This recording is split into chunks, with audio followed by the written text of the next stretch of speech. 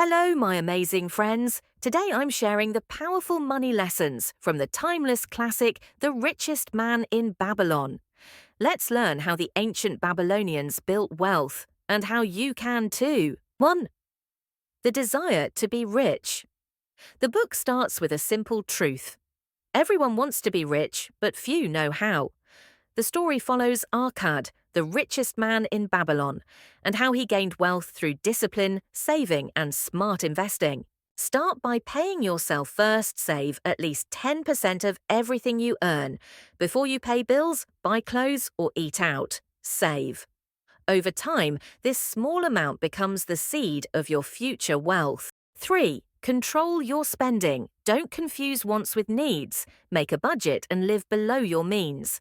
Avoid buying things just to impress others. 4. Make your money work for you. Don't let your savings sit idle. Invest your money so it grows over time. Like Arkad said, gold in your purse must be put to work. 5. Avoid bad investments. Don't invest blindly.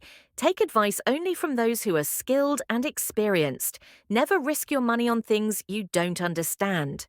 6. Own your home. The book encourages you to own your home if possible. Owning reduces long-term expenses and builds stability.